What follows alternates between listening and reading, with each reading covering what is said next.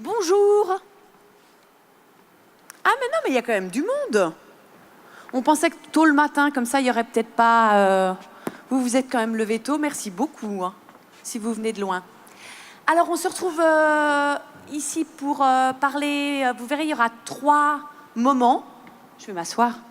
Il y aura 3 moments, tous ensemble, 3 tables rondes, à peu près 15 minutes chacune, un tout petit peu plus, pour parler, pour faire un petit coup de projecteur sur ces réalisations suisses en vidéo sur le web.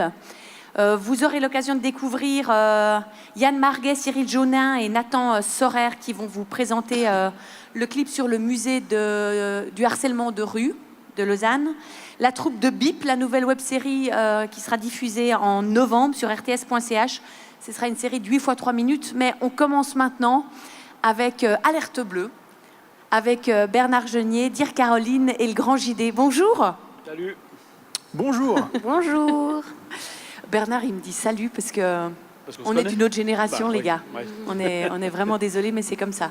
Alors, Alerte Bleue, pour ceux qui ne connaissent pas, c'est une production RTS. Le but, c'était un peu de revenir sur des endroits où, Bernard, vous aviez été à l'époque, il y a une quinzaine d'années, vous avez sillonné la planète pour faire des sujets environnement, notamment pour l'émission, la formidable émission de Territoire 21. Présentée par Tania Chitil. Voilà, c'était un autre temps et une autre époque. Et puis, le but, c'était de revenir sur ces lieux, avec justement accompagné de Julien, de Caroline, pour apporter un regard nouveau. J'ai dit juste. C'est juste, c'est juste. C'est la base. Ouais. Vous saviez que vous deviez faire ça, les deux, là. Oui, vous avez compris. Ouais.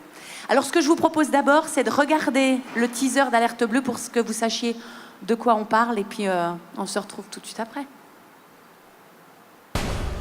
Je suis ici à Bornéo et je suis pas venu tout seul, je suis venu avec Bernard Genier, journaliste à la RTS, et Fab sera avec nous aussi. Tout ce que tu vois là, c'est la folie de l'exploitation du palmier à huile en Malaisie. On n'arrête pas de voir des coupes d'arbres comme ça, exotiques, bam bam bam bam. C'est un truc de fou. Et tout ça est en train de disparaître. T'es face à un mouvement qu'on peut pas arrêter. S'embarque avec moi dans mon aventure en Égypte. Alors là, on va faire un truc de ouf malade, on va aller voir des dauphins.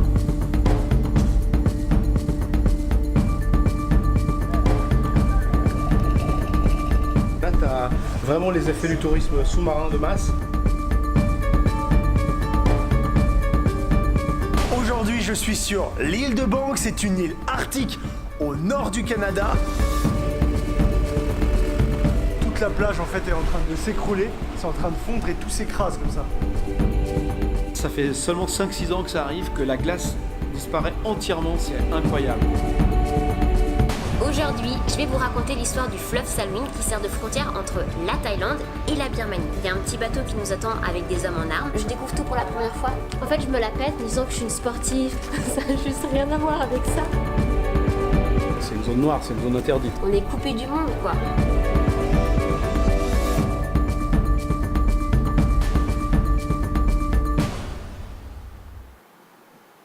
Ah bon, normalement, les gens, ils applaudissent, hein, mais... ouais. Je vous dis, normalement, ça fait comme ça, puis il y a des lumières et des petits... Bernard, c'est un moyen de faire du vieux avec du neuf? Alors, c'est un moyen de faire du neuf avec du vieux. Avec des moyens traditionnels, Ouais. classiques, de télévision. On transpose simplement nos moyens de production sur un nouveau média, sur une nouvelle manière de faire. Et puis, pour gagner du temps, parce que si je me lançais dans une chaîne YouTube à bientôt 60 ans, je pense pas que... Enfin, le temps que je bâtisse ma communauté, je crains... Tu serais mort. Voilà. Et donc, l'idée, c'était de collaborer avec des gens qui, eux, ont déjà conquis leur public, bâti leur communauté, et à travers eux, en travaillant avec eux, de diffuser un contenu éditorial sérieux, de service public, c'est-à-dire neutre, politiquement, indépendant des marques ou autres, de diffuser un contenu de service public intéressant à une génération qu'avec la télévision traditionnelle, nous ne parvenons plus à toucher. Caroline, ça a changé pour vous, justement, de bosser, d'une part, pour ce public-là, vous le connaissiez, puisque c'est le vôtre qu'on essaie de chercher, mais avec d'autres moyens et surtout dans un autre but. Oui, alors ça a changé complètement de ce que je faisais comme type de vidéo. Et j'avoue qu'au début, j'étais un peu réticente, j'avais un peu peur. Et je pense que Bernard ne l'avouera jamais, mais lui aussi, il avait très peur. Oui, aussi. Et ouais, c'était un peu un challenge. Moi, je savais pas comment mon public allait accueillir ce genre de vidéo. Moi, c'était quelque chose que j'avais envie de faire. Et Mais c'est difficile de bosser avec un vieux comme ça. alors, je dois dire que c'est un vieux très sympa quand même. Ouais, elle est gentille. Et c'est un challenge, mais au niveau personnel, on va pas se mentir, et au niveau professionnel aussi. Je pense qu'on a dû se retrouver, avoir un juste milieu, savoir comment bosser ensemble, parce que moi j'étais très youtubesque, et lui venait d'un milieu journaliste plus traditionnel. Je pense qu'on a dû se retrouver au milieu et faire quelque chose. Qu'est-ce qu'elle vous a concrètement apporté, Caroline? Ah, pour moi, Bon, Caroline... Julien aussi, hein, parce que je t'inclus dans la discussion, mais Pas de souci. de bosser justement dans votre travail de journaliste habituel, ce qu'on fait à la RTS, hein, qu'est-ce que ça apporte de bosser avec eux? Ben, moi, je suis obligé de faire, en fait, de laisser, parce qu'on a plutôt tendance à contrôler, vérifier, être le plus sérieux possible, rigoureux, toujours le tampon service public qui fait notre crédibilité, c'est-à-dire une information qui est vérifiée, neutre, de qualité. Et puis, avec le style, que ce soit de Caroline ou de Julien, c'est les laisser faire aussi, les laisser prendre en charge une grande partie de la diffusion, de la façon de raconter cette information. Et oui, il a fallu vraiment que je joue vraiment mon esprit complètement. C'était pas toujours évident, surtout sur la forme, hein, qui est très... C'est d'autres codes, mais... C'est d'autres codes, et bon... C'est vrai que professionnellement, c'est une sacrée remise en question. Hein. Julien, vous? Par rapport à la question. En fait, entre salut les petits biquets, je me prends des portes et des machins, et je vous présente l'environnement, les problèmes de la planète, qu'est-ce que ça vous a apporté de bosser avec Bernard? Est-ce que ça a changé aussi quelque chose pour vous? Ça change les moyens de production en termes ça professionnalise beaucoup le côté production, donc tout est pris en charge par le producteur RTS, donc ça change beaucoup pour moi, parce que généralement j'auto-produis mes choses. Et puis, Mais changer, ça veut dire que ça vous enlève de la liberté, ou ça vous apporte quoi? On n'aura pas le temps de tout expliquer. Ça n'enlève pas de liberté, parce que sur un produit comme Alerte Bleue, on a su trouver des terrains d'entente, entre guillemets, et on arrive à travailler avec les exigences de la RTS et les miennes. Donc on arrive à faire quelque chose d'hybride hyper intéressant. Mais ce que je voulais dire, c'est qu'on peut... ce qui est super intéressant pour moi, c'est de pouvoir avoir un vétéran, un vieux journaliste qui m'emmène dans des zones que je n'ai pas accès et qui crée un contenu hyper... avec beaucoup de maturité. Et moi, j'apporte un peu plus de fraîcheur, le côté enfant et voilà. Non, puis un autre regard, enfin une autre manière de parler. Tout à fait. Oui. Mais je fais aussi le lien entre le public, le jeune public peut-être, parce que je pense que même si j'octroierais ma chaîne à Bernard, je suis pas sûr que la vidéo fonctionne. Moi, je suis là plus pour vulgariser des contenus que des jeunes de 16, 20 ans regardent. Et je suis un peu la passation en fait entre le public et les vraies infos d'un journaliste vétéran qui vient du milieu, comme le disait Caroline, télé traditionnelle. Alors moi je vous propose juste de regarder un extrait de la prochaine vidéo qui n'est pas encore sortie. Hein. Vous avez été tournés tous les deux, Bernard et Caroline, en Afrique du Sud. C'est sur les rhinos blancs. On le regarde.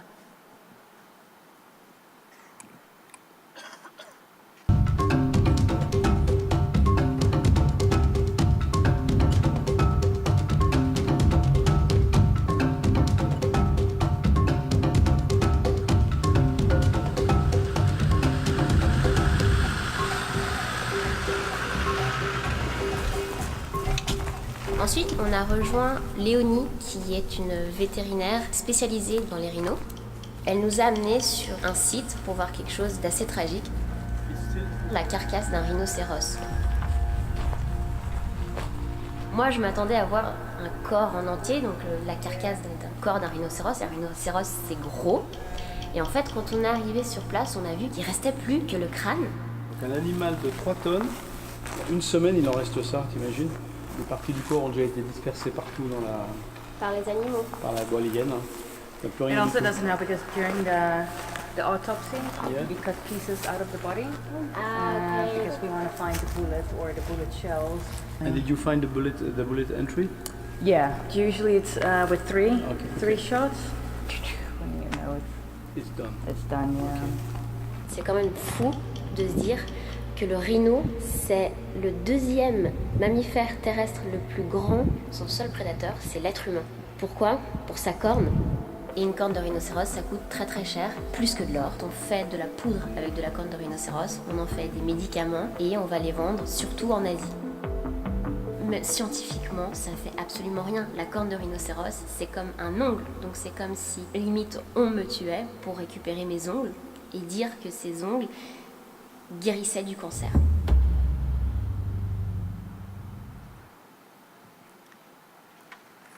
Elle sort quand, la vidéo? Elle sort dans 3 semaines, je crois. Fin 2 semaines. octobre. Ouais, Mi-fin octobre. ouais.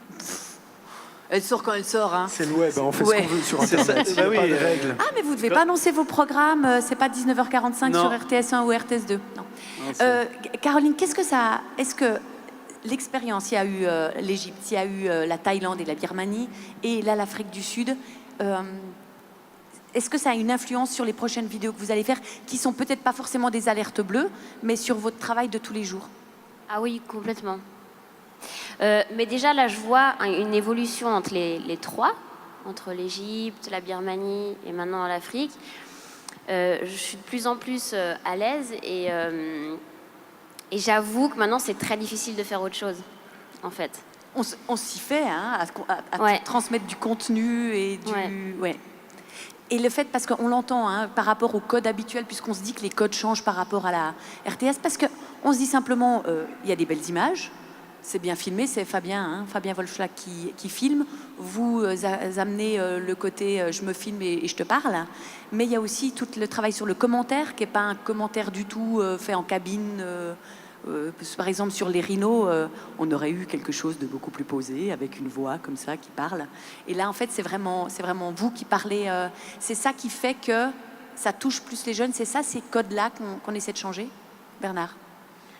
Ah, pour moi, c'est évident. Il y a quand même une partie commentaire parfois, parce que comme on Oui, est... mais c'est pas dit comme un commentaire Ouais. sur Arte à la RTS ou... C'est beaucoup de spontanéité en fait. C'est ça qu'il y a beaucoup sur YouTube et Internet et que beaucoup de créateurs arrivent à créer, c'est utiliser tous les faits, tout ce qui se passe et de faire des choses très spontanées, parler sur place. Ça, il y a beaucoup moins dans un reportage classique où on rentre à la rédaction, on va travailler. Mais là, c'est un mélange. Et comme on disait, ces reportages-là, c'est vraiment hybride en fait. C'est ça qui est... C'est-à-dire que nous, on amène en amont toute la production, qui est une production très, très solide, très préparée, costaud. L'idée pour moi, c'est de les mettre, Caroline et Julien, dans les meilleures conditions possibles sur le terrain pour qu'ils puissent justement laisser aller leur spontanéité. Quand vous dites on amène toute la production, c'est-à-dire on sait où on va, on sait avec qui on va discuter, on sait quand on y va, combien de temps on a pour tourner, etc. etc. C'est ça. Tout est calé, c'est exactement la même façon de travailler qu'en télévision classique, comme on travaille depuis l'époque de la pellicule noir et blanc. On n'a pas changé.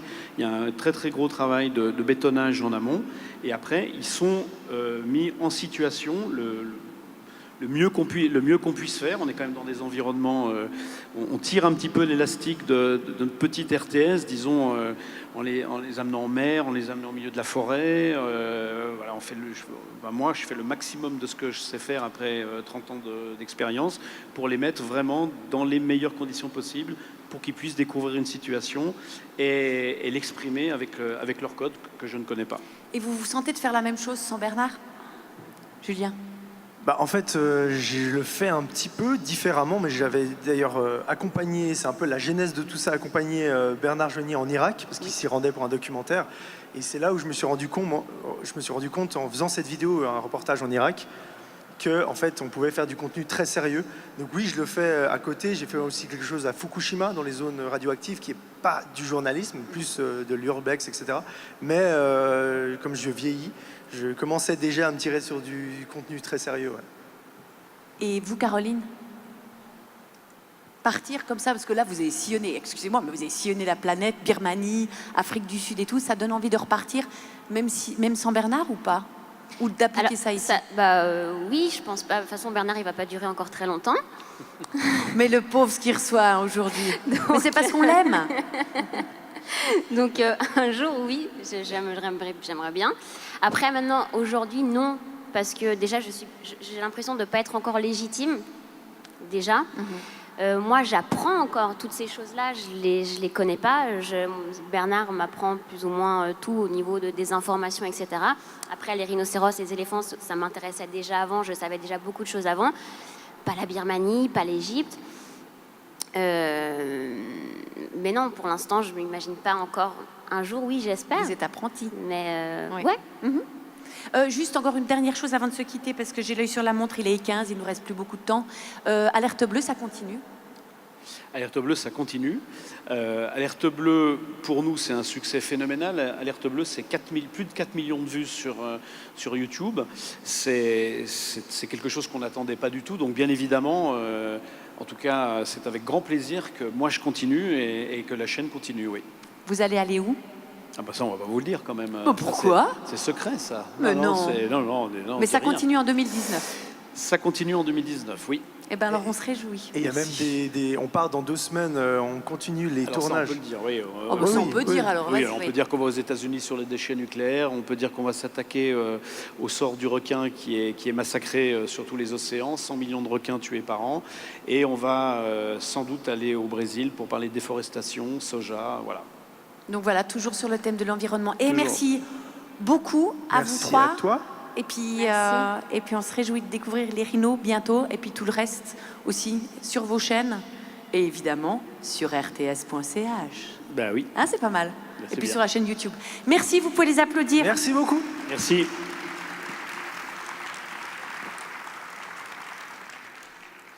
Alors maintenant, deuxième petit coup de projecteur sur le clip de Yann Marguet et de messieurs.ch. Vous l'avez certainement vu sur les réseaux sociaux. Oui, vous pouvez entrer, je crois, sous vos applaudissements. Nathan Sorer, Cyril Jonin et Yann Marguet. Bonjour, messieurs.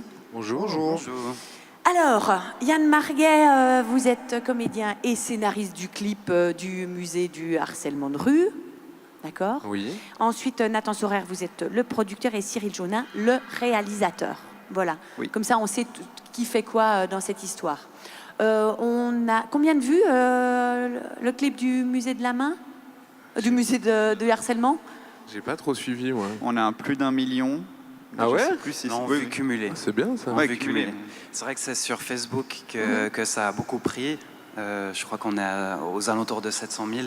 Puis si on fait le cumul avec YouTube et puis les différentes chaînes aussi, les différents médias qui ont repris le film pour le reposter, on arrive gentiment aux alentours du million. Alors, je vous propose, on regarde le clip, puis comme ça, on en parle après.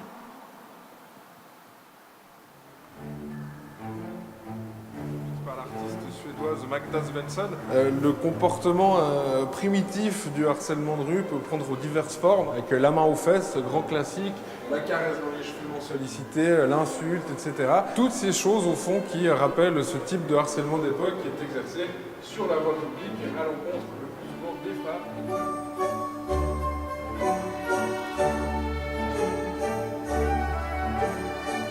Voilà, hein, alors là, hein, je te dis non et au final ce sera oui. Là, on voit ici très bien que le consentement, la notion de consentement est une notion très abstraite du point de vue du harceleur. Alors, si vous... T'es bonne quand on voit les rails, t'imagines un gars? Hé, Segwin! Joli chant! Elle s'ouvre à quelle heure? Justement, je rigole, t'en prends du monde! quotidienne liée au genre, à l'orientation sexuelle. Alors ce qui est très intéressant, c'est que les gens dans l'espace public avaient extrêmement peur d'agir, de dénoncer des actes qui, jusqu'à une certaine époque en tout cas, étaient considérés comme parfaitement normaux. Et vous voici arrivés, mesdames et messieurs, devant l'un des plus grands classiques de notre collection, le Joconde. Véritable joyau de Malaisance, le Joconde de Léonore de Vinci doit sa renommée à son regard qui ne semble jamais quitter sa proie, et ce, où qu'elle se trouve dans la pièce, ou dans la rue, puisque le Joconde n'est autre qu'une représentation tragicomique de l'arme préférée du harceleur, le regard, dans tout ce qu'il a de persistant, de silencieux et d'inquiétant.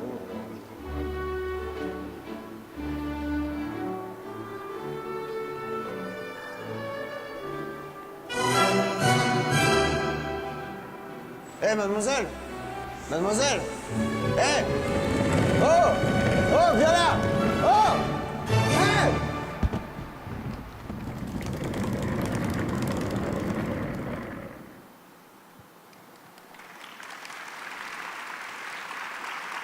Ils ont compris qu'il fallait applaudir maintenant. Merci beaucoup.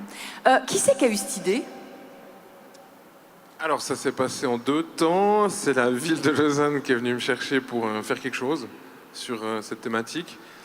Et puis... La presse dit le génie artistique de Yann Marguet. Bon, c'est pas faux, on va pas se mentir. Non, mais moi je voulais absolument bosser avec ces deux-là, parce que je savais qu'ils faisaient du bon boulot. Et puis du coup, on a brainstormé ensemble, et puis il y a plein d'idées qui sont venues, il y avait des idées qui...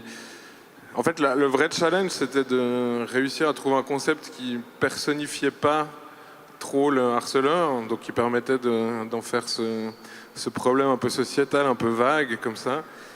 Et pas de le mettre tout sur un personnage qui aurait de toute façon eu un caractère, Il fallait pas lui mettre visage. une barbe, une couleur de cheveux, de peau ou de grandes exactement. oreilles. En tout cas, c'est nous ce qu'on voulait faire, même si ça n'a pas plu à tout le monde. Et puis c'est en brainstormant en fait que Cyril a parlé de l'idée On parlait de Mario 64 et de la possibilité de rentrer dans les tableaux. Et puis d'un coup, on s'est dit, mais le musée, en fait, c'est super. Ça permet d'avoir un guide qui est un peu neutre.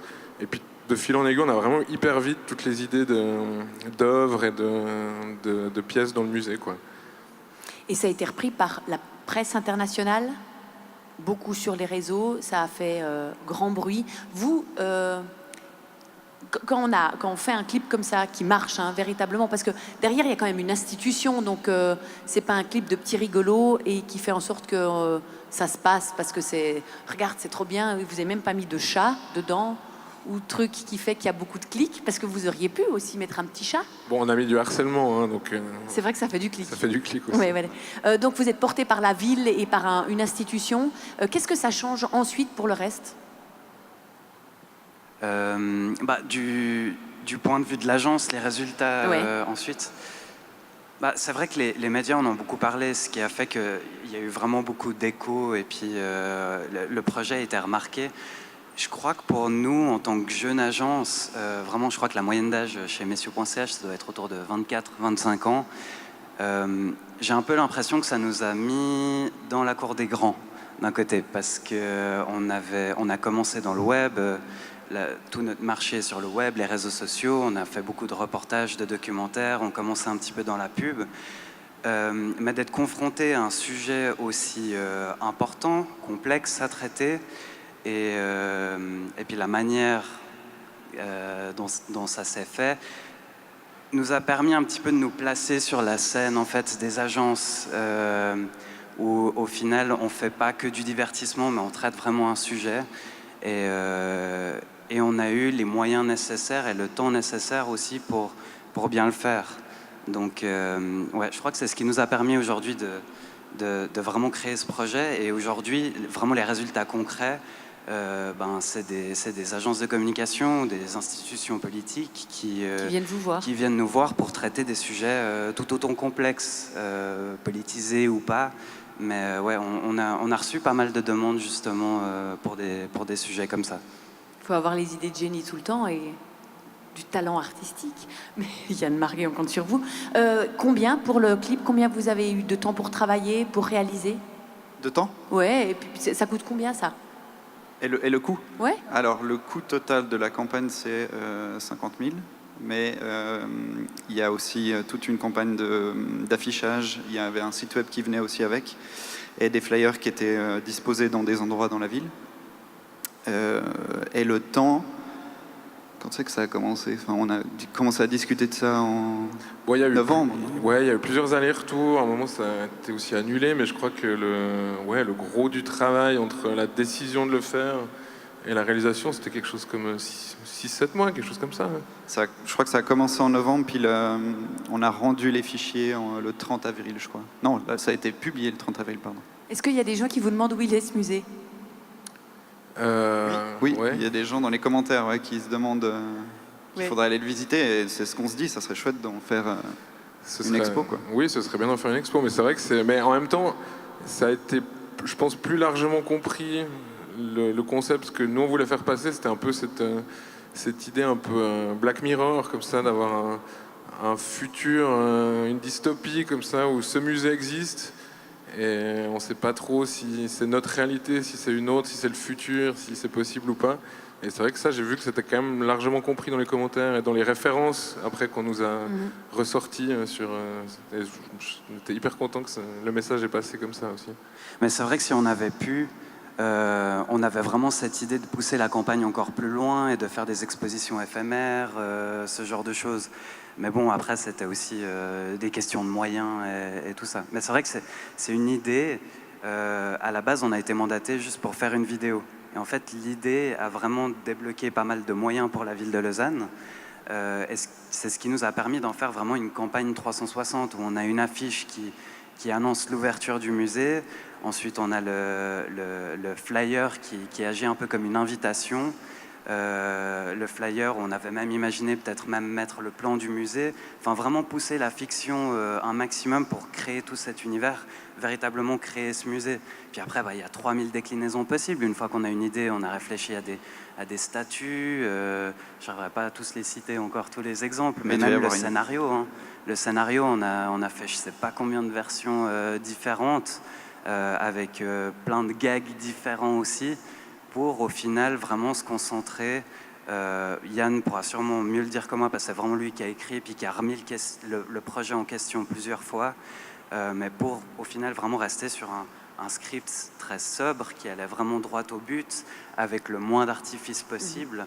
Yann parlait de Black Mirror, c'était vraiment une inspiration pour nous de créer cet univers presque futuriste. Et puis après on s'est dit, mais pourquoi aller dans le futur alors que c'est le présent? Et au final, on est resté dans une vidéo très sobre aussi en termes de temporalité. Bon, c'est peut-être pour ça aussi que ça marche aussi bien. Mais dans le futur, on n'aura pas tous l'obligation d'avoir les mêmes lunettes que vous. C'est mes vraies lunettes en plus.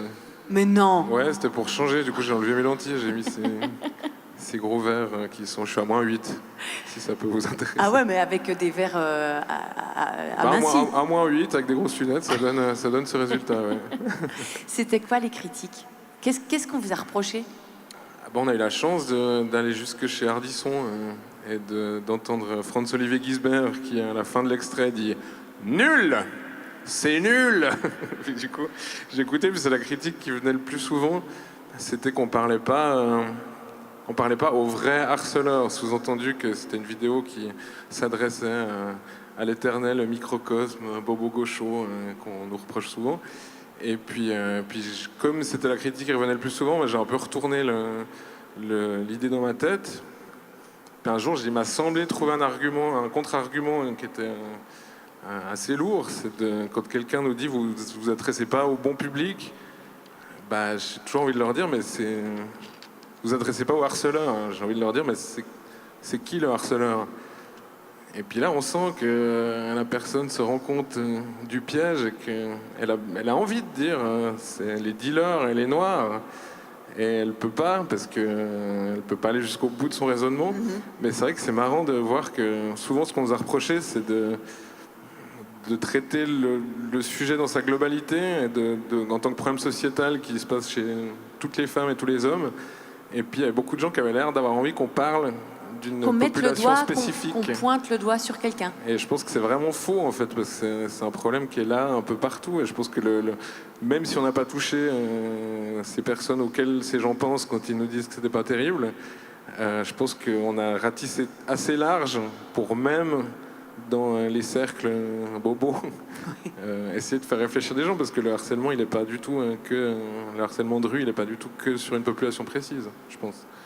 Donc ça a fait peut-être bouger les choses. On espère juste qu'il ne doit pas y avoir un épisode numéro 2. Ça voudrait dire qu'on n'a pas réussi à mettre le harcèlement de rue au musée. Bon, on va pas changer le monde avec une vidéo, je pense, mais... on peut faire changer quand même. C'est une pierre à l'édifice, mais à mon avis, le musée n'est pas encore ouvert. À mon avis aussi. Justement, on en a beaucoup parlé. D'apporter cette petite pierre à un édifice comme ça, à une cause, c'est un truc où justement, dans les prochains projet que vous avez envie de continuer à faire ça, c'est de se dire ma vidéo, j'ai pas simplement fait le gogol dans les orties à couleur 3, même si vous faites avancer beaucoup, non mais en plus c'est vrai, vous faites avancer beaucoup de choses, hein. Vous parlez de choses, vous parlez aux jeunes qui vous écoutent, c'est ça, hein. C'est aussi une population qui aurait peut-être moins écouté la radio et qui vous regarde plus. Cette envie de faire avancer certains débats, certains sujets, c'est quelque chose qui vous porte? Je sais pas, c'est pas un truc auquel je réfléchis trop. J'ai l'impression de dire ce que je pense au moment où je le pense, en essayant effectivement de véhiculer des idées qui me tiennent à cœur, mais après je trouve dur d'avoir la prétention de changer les choses, quoi. Et j'ai pas non plus envie que ce soit une marque de changer les fabrique. choses, mais que ce soit une petite pierre à l'édifice en se disant... Bah, Oui, bah alors si ça peut l'être, c'est bien, mais après c'est pas, je pense pas forcément à influencer les gens, quoi. ouais. Et vous? L'agence.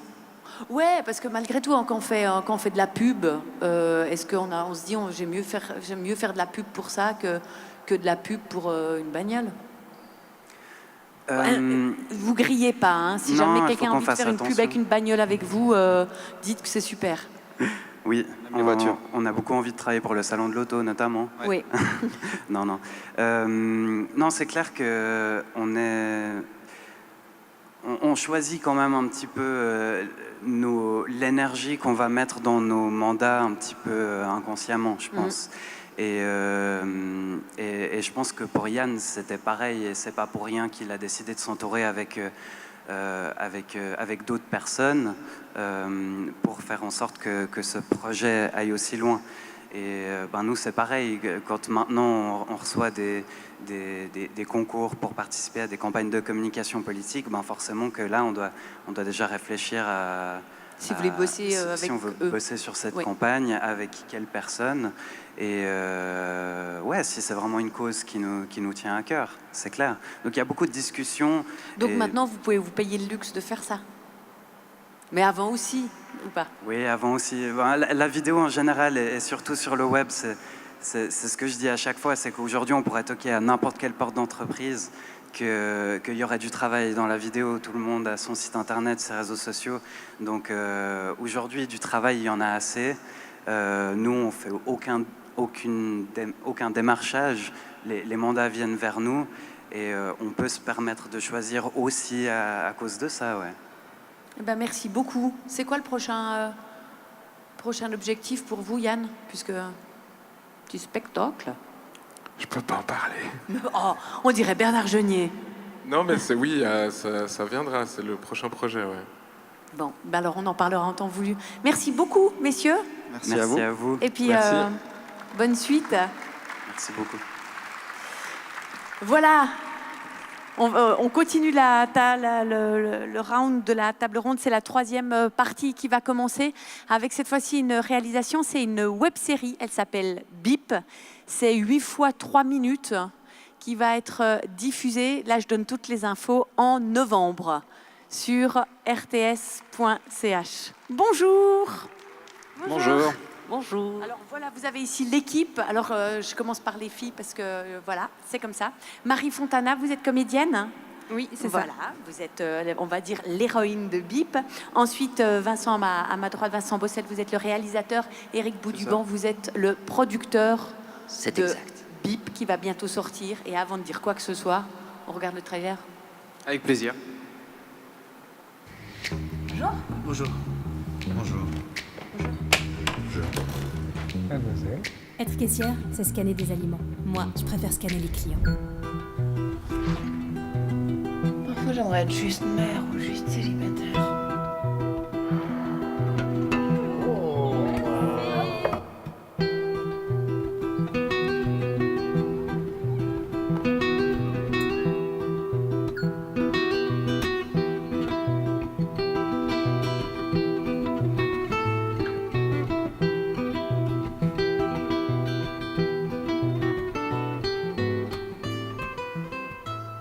Ça le fait, RTS, TV5 Monde, etc., etc. Oui, vous pouvez applaudir.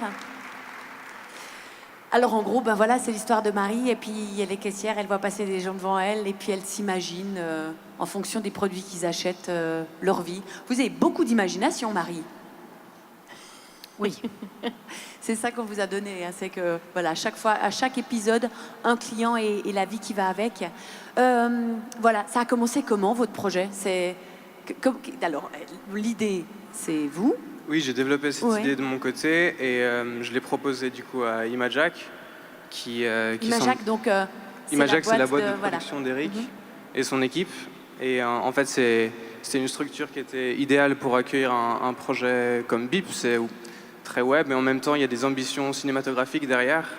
C'est un projet assez ambitieux, hybride, et puis on s'est trouvé dans une même phase d'envie et de découverte où on avait envie de prendre des risques. Et puis la RTS nous a fait confiance et nous a d'ailleurs encouragé à prendre ce genre de risques. Et ça donne un projet comme celui-là.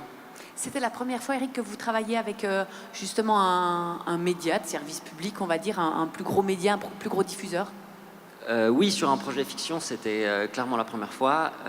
C'était par le biais d'un concours qui s'est fait régulièrement, qui se fait encore chaque année, je crois.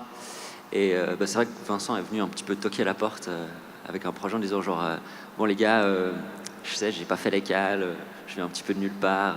Bon, Parce qu'il y a beaucoup d'autodidactes sur cette scène. Oui. Apparemment, vous aussi, ça vous dirait qu'on tente un truc. Puis là, on a dit à fond, ça sera l'occasion une fois de faire un projet un peu ambitieux, avec un peu plus de budget que d'habitude. Et puis avec un petit peu de travail, un petit peu d'imagination, on a pu gagner cet appel à projet. Puis nous voilà maintenant, une année plus tard, avec un projet fini dont vous avez pu voir quelques extraits. Oui. Qu'est-ce que ça change justement de travailler avec plus de sous, à part de pouvoir se payer des comédiennes de renom et de leur donner des cachets énormes? Je plaisante. Ça amène déjà de la visibilité et des moyens, le temps de prendre le temps en fait, sur le tournage aussi. Et, parce que jusque-là, vous aviez fait quoi? Jusque-là, j'avais réalisé des courts-métrages indépendants et un clip musical financé par une fondation. Donc c'était un projet qui était déjà d'envergure professionnelle, mais qui était financé de manière privée. Et du coup, là, c'était aussi l'occasion de travailler avec l'institution qui est la RTS.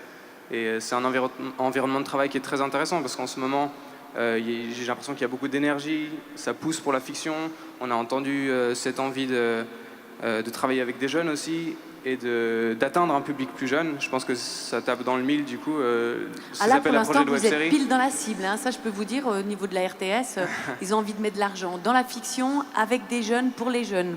Bingo. C'est ça. Et la différence avec les Alertes Bleues et le musée du harcèlement, c'est que BIP n'est pas encore sorti. Du coup, on n'a pas de chiffres à montrer, mais on se réjouit de voir la réaction du public. Donc, en fait, pour revenir à la question, parce que je vous ai coupé avec une autre question, qu'est-ce que ça a changé? Des plus gros budgets? Est-ce qu'on n'a pas un peu les flopettes quand même, en se disant, tout d'un coup, là, j'ai plus de budget dessus et il faut que j'assure? Disons que l'enjeu de l'échec, il est un petit peu différent. Alors c'est vrai que nous, on avait l'habitude de bosser avec des clients privés ou des clients commerciaux, donc on a déjà cet enjeu. Mais là, c'est vrai qu'on a une grosse institution qui nous fait confiance.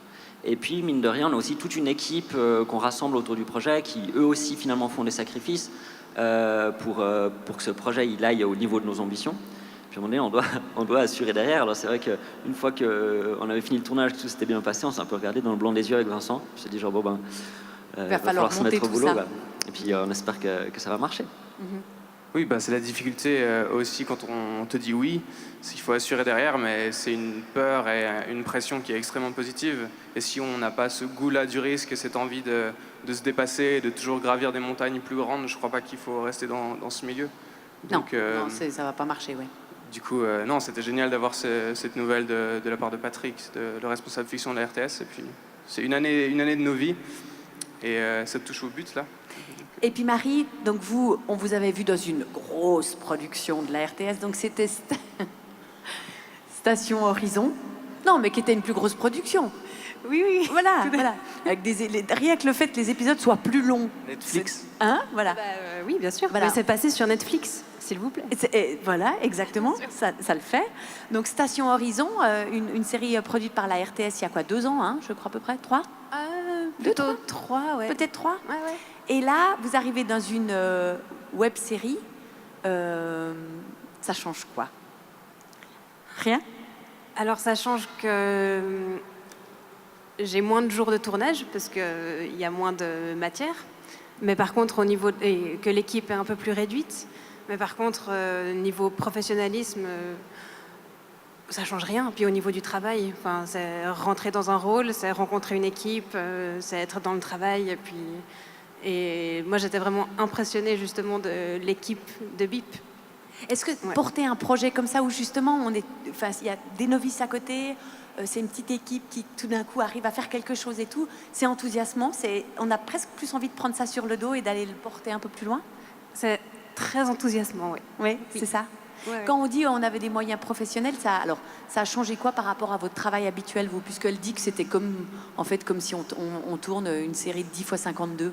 Pour vous, c'était quoi au niveau technique? Qu'est-ce que vous aviez à disposition sur le plateau, concrètement? C'était quand même un tournage qui s'est étalé sur 2 semaines et demie. Je sais pas, on avait combien? 25 lieux, 37 comédiens, une équipe, on était tous les jours une trentaine sur le set. Du coup, c'est déjà une formation assez importante et ça donne envie aussi de se projeter dans des formats longs parce que finalement, c'est la porte d'à côté, je crois. Et BIP, pour ça, est un super rite de passage et aussi une belle carte de visite. Au final, c'est une série qui propose différents portraits de personnages de la société et du coup, à travers ces différents portraits, on visite aussi différents tons, différents styles. Il y a des épisodes qui s'apparentent beaucoup plus à un sketch très comique et d'autres qui visent... plus touchants. Exactement, ou alors qui pourraient tenir dans la forme d'un court-métrage de cinéma. Et ça, c'est assez intéressant comme mélange. Et pour vous, d'avoir un set avec 30 personnes, c'est... Eh ben, ça fait un peu plus peur quand on se réveille le matin et qu'on se dit qu'on va tourner. Non, en fait, ça change énormément de choses parce que passer de production comme on avait l'habitude, qui allait jusqu'à une 10, 15 personnes, tout d'un coup, on double. Donc, on double les enjeux et puis les enjeux de production que vous connaissez sûrement, mais ça veut dire beaucoup plus de place pour tourner, beaucoup plus de gens à payer, beaucoup plus de contrats à faire. Et en fait, ça devient une très grosse... ça fait un gros taf de producteur. Oui, et puis surtout, ça fait en fait tout d'un coup un gros saut sur une structure qui a un rythme, et puis tout à coup, ponctuellement, sur un mois de tournage, on est passé de 6 à 30, 40 personnes. Donc c'était un gros saut, mais en même temps, c'était génial, parce que c'est aussi, finalement, je pense qu'on a tous commencé ce job pour faire ça. C'est aussi des aspirations, puis c'est ça qu'on a envie de faire. Puis si on tente pas le coup, puis si on n'essaye pas, ça va jamais arriver. Puis comme disait Vincent, maintenant qu'on a fait ça, pourquoi pas faire plus et plus grand et plus longtemps. Justement, vous avez des projets, Vincent? Beaucoup, oui. Je suis en train d'écrire. Dites-moi pas comme Bernard Genier. Non, mais je peux pas. On est dans une culture aujourd'hui du teasing où on n'a rien le droit de dire. Non, mais j'ai beaucoup de projets, mais pour l'instant, j'ai envie de profiter aussi de la sortie de BIP. Oui. Et puis de bien m'entourer avec les justes collaborateurs pour la suite. C'est toujours une histoire humaine, finalement, le cinéma. Je m'en rends compte au jour le jour dans mon travail. Et on parlait de cette envergure, d'avoir quand même beaucoup de personnes sur ce set. Et j'ai l'impression que peu importe la taille de l'équipe, et puis peu importe le moment de production, que ce soit en pré-prod, en post-prod ou pendant le tournage, il y a un casting, pas seulement de comédiens, mais il y a un casting d'équipe. Et chaque fois que j'ai eu l'occasion de rencontrer des chefs-op, des maquilleurs, des coiffeurs, j'ai toujours eu cette envie de choisir des personnes qui allaient bien s'entendre. Et je pense qu'on le ressent aussi ensuite à l'écran. Et c'est pour ça que ça a été assez facile finalement sur le set, et que ça a été un plaisir de travailler dans ce groupe-là. Et vous, Marie? Des projets? Ben ouais. On vous voit où après? Alors, on me voit sur les planches, à l'écran si les financements tombent. Oui. Il y a un peu plein de projets qui sont en attente. C'est vrai que malheureusement, on dépend beaucoup de l'argent. Oui. C'est un métier qui coûte cher, le cinéma. Et voilà. Donc pour l'instant, il y a des rôles qui sont là. Mais on attend les financements. Ouais. Et vous, Eric? Comme a dit Vincent, on va attendre la sortie de BIP et puis voir quels fruits on peut récolter de ça. Mais bien sûr, nous, comme Vincent, on n'attend pas que les choses nous viennent à nous. Donc on est sur plusieurs dossiers, on est sur une prépa de court-métrage et d'autres projets comme ça. Puis après, la vie de la production plus agence continue.